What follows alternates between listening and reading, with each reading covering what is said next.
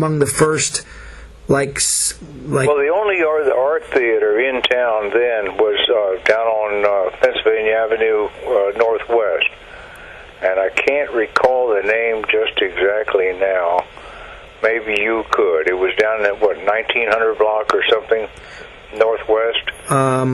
Well, the Circle. Yeah, that's it. Oh, was the Circle? Yeah, that was like the other art house in the 50s. Yeah. Wow. Oh, okay. Because I didn't realize it was like the only one. And then, of course, you had, if I'm not mistaken, on Wisconsin Avenue, you had no, it wasn't the Biograph. I'm trying to think of what was it. The one on Wisconsin. The Key. Which one was it now? Was it the Key? The Key Theater? Oh, the Key. That came along much later. Oh. On Wisconsin. Let's go. How about let's just? No, we can't call it the Bethesda because that doesn't work. But it was probably the Wisconsin. Oh, the Georgetown. The Georgetown Theater. That's it. Okay. That was an art house. Okay. So that was but it sounds like those were more of the. They were more established and stuff like that. But the Stanton as an art house was something new for the neighborhood for sure. And then Don King, he took over the Avenue Grand from Stanley Warner.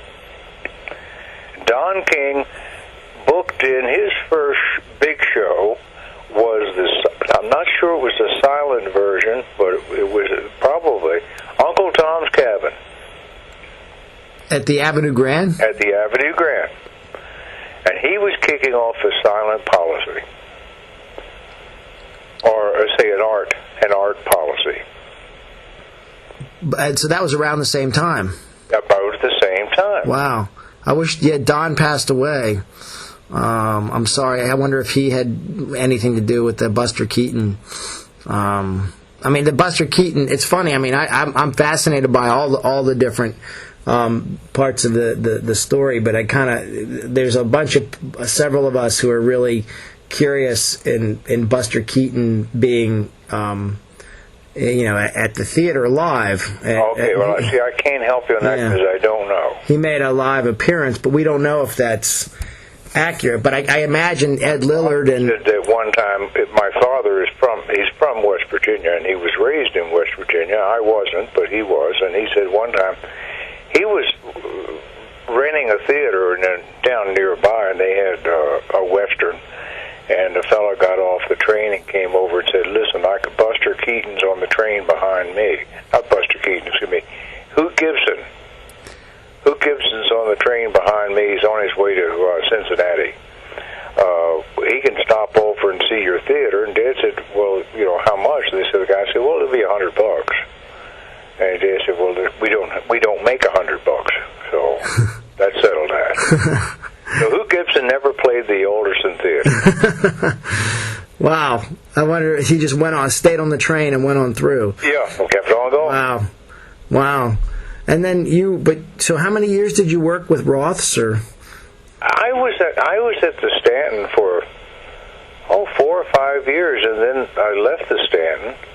And where in the heck did I go from the Stanton? I think I went to the airlines. I worked downtown on 16th Street.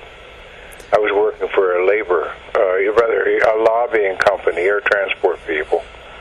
And I worked there for a number of years, right around the corner from the Washington Post. And I worked there for a number of years. And from that point, I went over to Capitol Film Labs, which is in 1905 Fairview. We'd make copies of 16mm prints and negatives. I got into that. Then I got into production. So I was in a movie production for a number of years, too. Did you do anything with Byron Film Labs? Yeah, Byron was over in Georgetown, and his name was Byron Rudabush.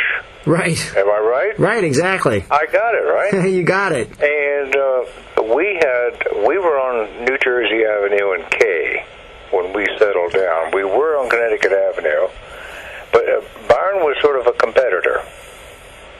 Now, we ended up with the two cameramen that he used, Glenn Johnson and Jim Norling. They came on staff at Norwood, but he used to use them all the time.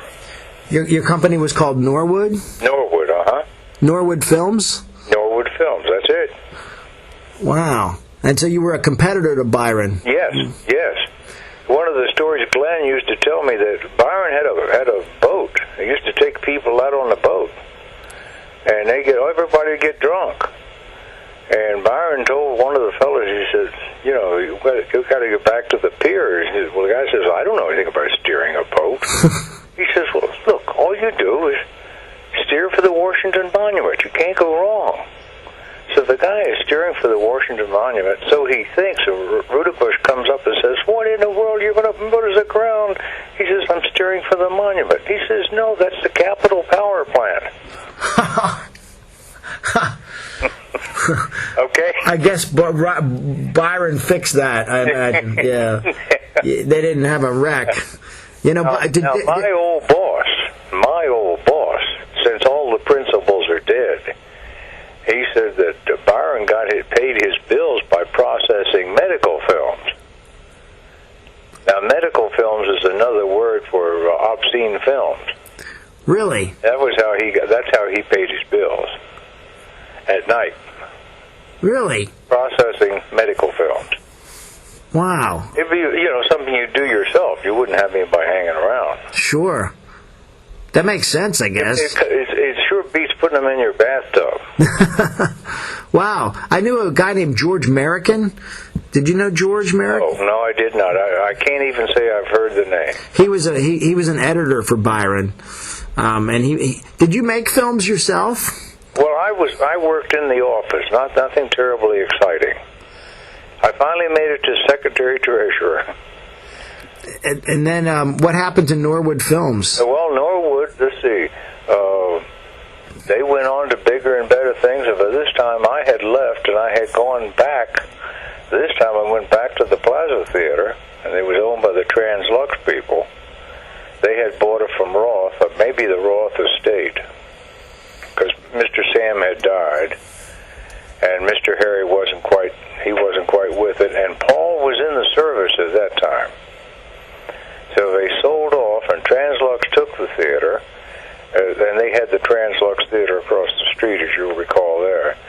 And I was at the Plaza, and I had been assistant manager, and I was there for several years. And Translux transferred me to Boston, and then from Boston they transferred me to New York. And so so your last DC theater was the Plaza? The Plaza, I'm trying. And the Plaza was at 1336 New York Avenue, Northwest. Now, where was that in relation to the town? The town next block.